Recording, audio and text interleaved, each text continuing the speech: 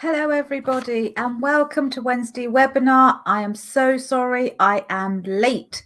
Whoops, I didn't mean to be late. But you know what happens when you have technical problems and you have to transfer to a new laptop?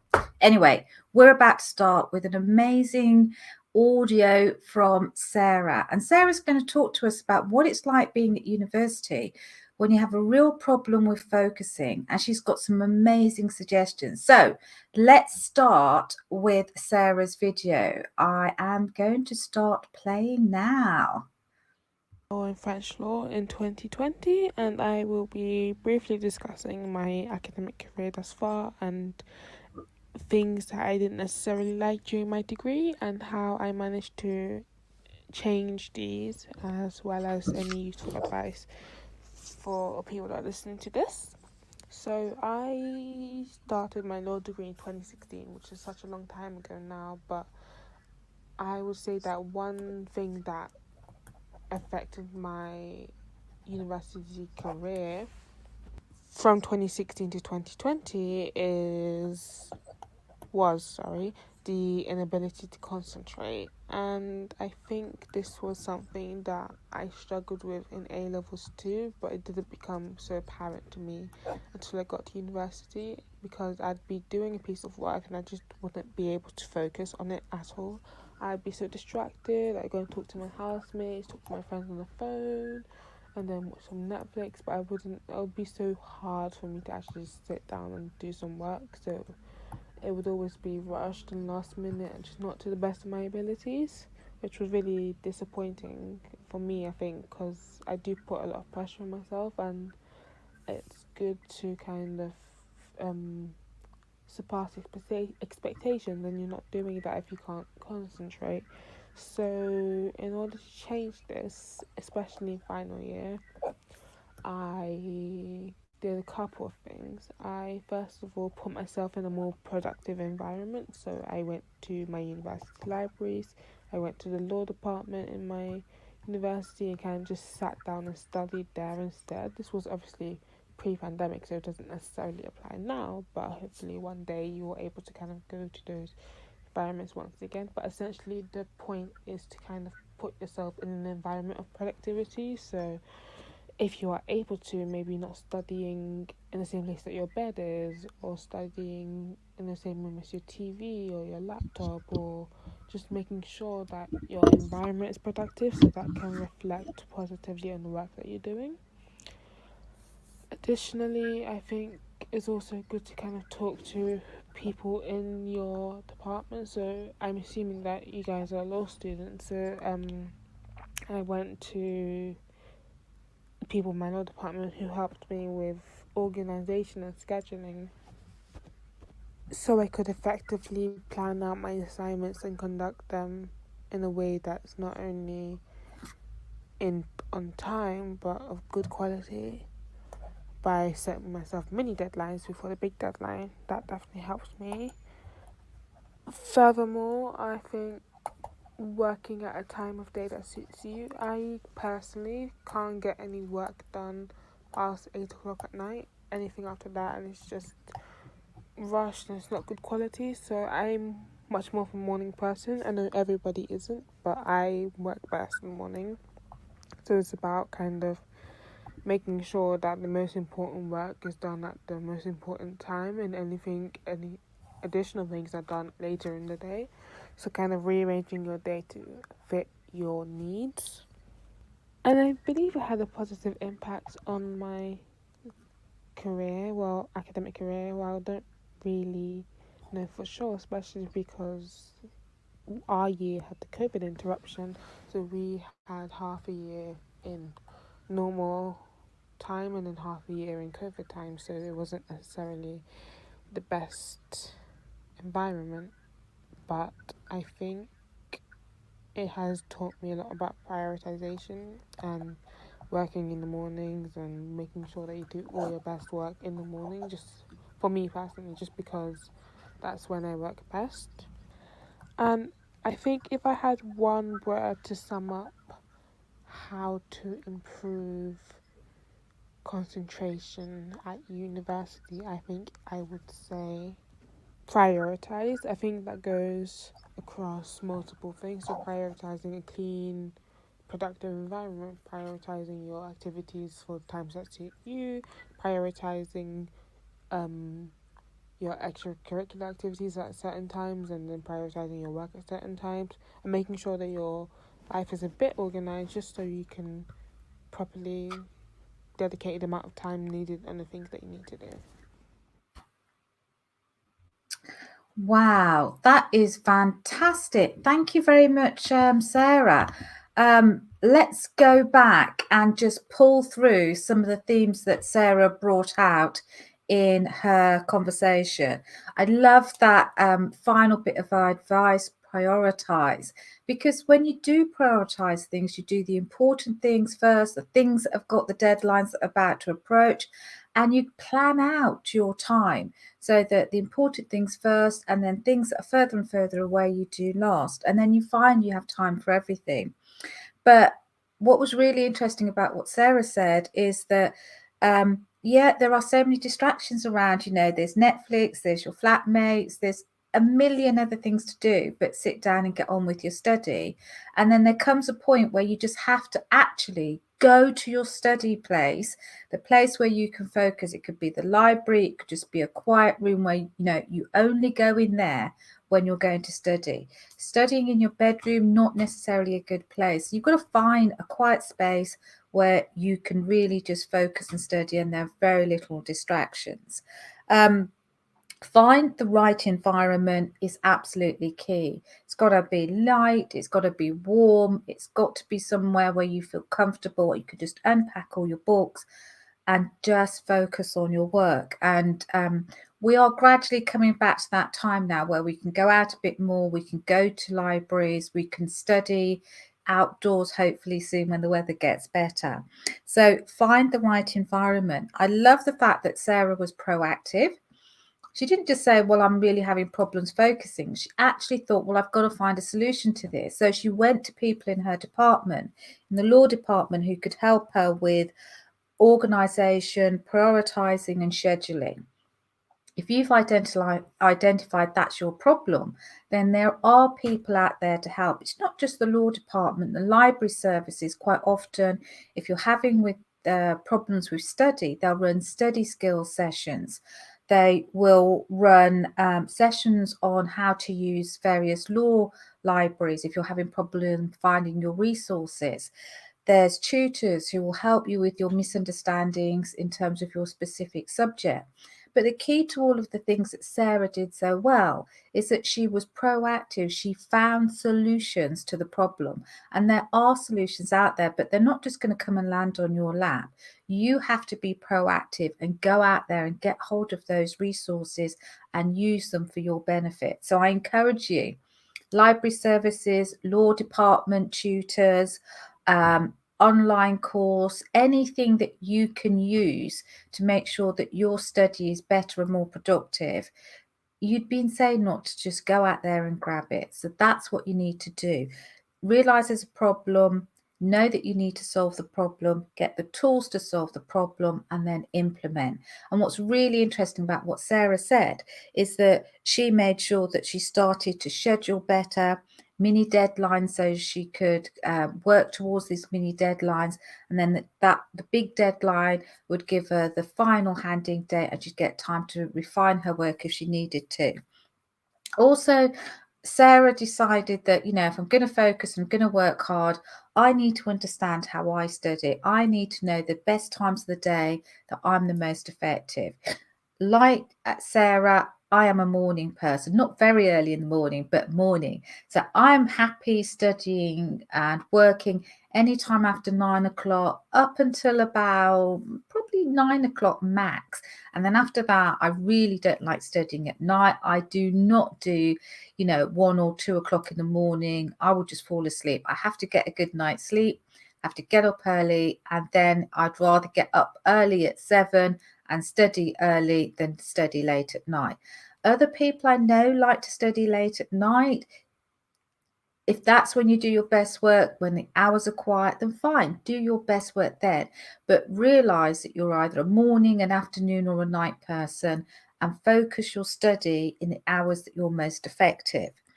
And then finally, what she was saying is prioritize. The one word that is so important, because if you get your priorities right, get your study in at the right time, make sure that you're doing the work for the deadlines that are about to come, organize, schedule, and practice organizing so that you're able to get your workout on time, not just on time, but actually your best workout on time. These were really, really interesting and important tools that Sarah, through her own experience at university, has brought to you, and I hope you find them useful. So let's see if we have any comments on the chat line. Zainab, thanks for being there. How to improve your memory in remembering things for a long time. Okay. So quite often students will have to remember things and then they may use that knowledge, and therefore it's an ongoing sort of system. Once you've learned it, you then use it again. It becomes easier and easier to remember. If, however, you're in a situation where you're having to revise as you go along, but you may not have an assessment, say, for another couple of months, and you're thinking, well, how am I going to remember this topic? And the assessment is, say, maybe 5, 8, 10 weeks away.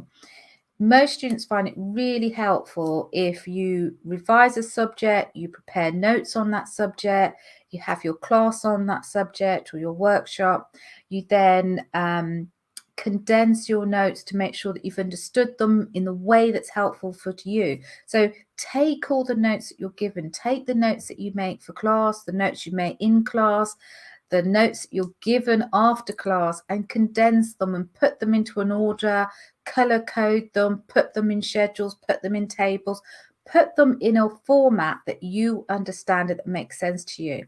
And the process of sieving things down and condensing the notes and making concise, short notes will somehow allow that information to filter into your brain. And the more you spend preparing your notes, condensing your notes, you'll be amazed at how much you're remembering in that process. So that when you come to revising, you can revise a lot quicker, because the process of condensing your notes down into short summaries has allowed that information to filter into your long-term memory. And so my advice usually is to students, if you want to remember things for a long time, make sure that you read things carefully and in detail, that you make notes, and then you summarize and condense those notes into shorter notes that are easily to refresh your memory. And that whole process of melting things down, refining them, condensing them, making short summaries helps to get that information into your long-term memory. There's a typical example. If you really want to understand a subject, so say for example there's a law subject, let's say it's employment law, and in employment law there's been a recent new case. You can read a short case summary of the judgment of that case, and yes, it'll be interesting, you'll remember the basics. But if you go to the leading judgment, and it may be 3 or 4 pages that you've got to read, and you read that judgment, the leading judgment, in detail, you make notes, you highlight, you condense the main arguments that the judge used for the decision they reached, that detailed knowledge is going to stay in your mind a lot longer, because you went into detailed reading of that subject. And if it's a classic case, if you skim read, you'll have a very superficial understanding. If you read in detail and you make notes and you condense those notes, it goes into your long-term memory, and you'll remember when you're doing your revision, oh yeah, that's the case where the judge went on about XYZ. It will just stick in your mind a lot easier, because you've gone into the time and the trouble of reading something in detail. Can't stress how important that is. Thanks so much, Zainab, for that question.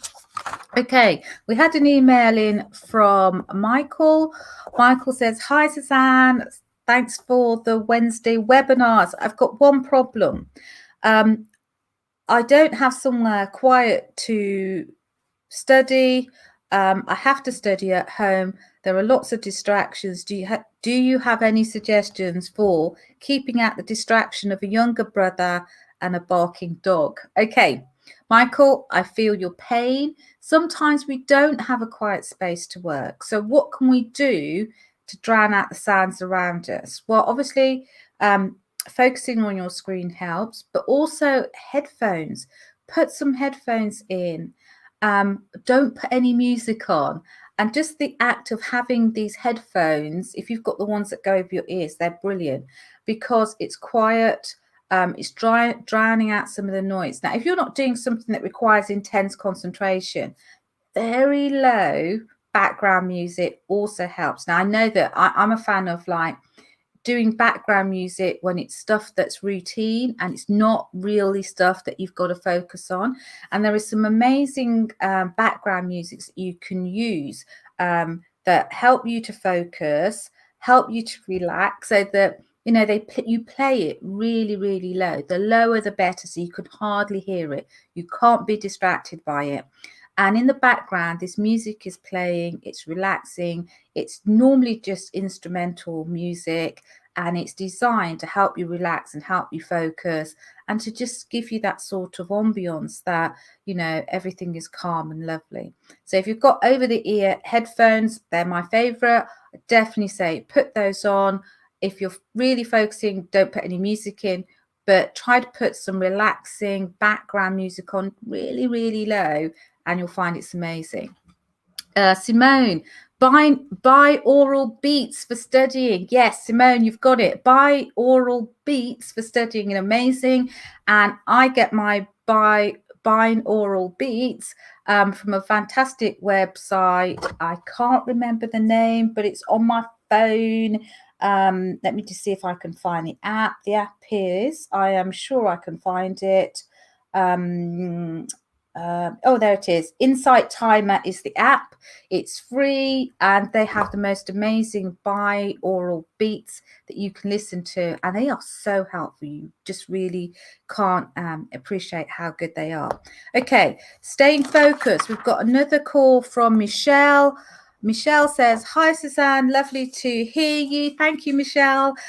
She says, I really do try to focus, but there are times of the day where I find I'm just staring at the screen and nothing is going in. Michelle, there are always times when it doesn't matter how hard you want to be focused on something, it just is not happening. I suggest you get up, do something else, go for a walk, get some fresh air, go to the gym, get some exercise, play with the dog. I don't care what it is. Do something different. If your mind is not in it, do something different.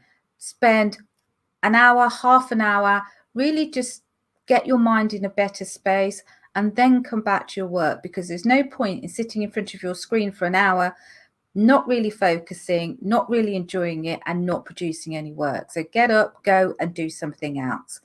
Short time, 15 minutes to an hour, and then come back and refocus. And you'll find it's much, much easier to then start to focus if you've had that break. Okay, our final question. Do we have any more questions? I can't see any questions at the moment. Okay, we don't have any on Facebook. Let's go back to our last email then. And the email comes from Raj. Raj says, hi, Suzanne, lovely to see you. Talking about focus, I find that I can be focused for quite a while, and then after a while, the focus goes and I just find anything to distract me. Okay, so Raj's problem is that he can spend quite a bit of time being really focused, and then he loses it and he can't focus anymore. Well, that's because we can't focus for hours and hours and hours. The human brain isn't geared up to focusing like that. So, if you're a person who can sit down and focus for anywhere between 30 minutes and 3 hours, that's fine, whatever works for you. But when you get to that stage where your mind is telling you, right, I'm not focusing now, it's time to get up, have a break, refresh, do something else for at least 15 minutes and then go back. Now, I know some people believe in short periods like 20 minutes of intensive focus and then 5 minutes break, or half an hour into 25 minutes intensive work and then short breaks, or or there's other people. I mean, personally, I think 25 minutes is I can focus for a lot longer than 25 minutes. I don't like 25 minutes. I like to focus for at least an hour and then have a break. Whatever it is you like to do, we're all different. You know the period of time that ideally you like to work on something before you need a break. I would say ideally an hour. If you're doing something really complicated and you're really into it, it may be that you're there for 2 hours. But remember, you've got to get up, you've got to move around in that time. You can't just sit at your desk for 2 hours. But you can work on a project for an hour, 2 hours. Then I suggest get up, move around, get some focus, have at least 15 minutes away from your laptop, and then go back and be refreshed. The more you try to do longer and longer hours without getting up and having a break, the more and more difficult it is. And your mind is telling you, I've had enough, give me a break. So do exactly what your brain is asking you to do. Focus maybe for an hour, then have a break, come back, do another hour, have a break, then maybe an hour, and then go and have lunch. And then, divide the time up. Don't try to push yourself to say, I've got 3 hours to do something and I've got to be focusing for the whole of those 3 hours. The brain doesn't work like that. It likes periods punctuated by distraction and just doing something different. So give your brain what it needs, a break sometimes. Okay, that's a great point to end on. Thank you so much for joining me on Wednesday webinar, and I will see you next week where we have a really interesting audio from somebody. I will tell you more next week. But in the meantime, have a great week, and I will see you next Wednesday at 6 o'clock. Bye, everybody.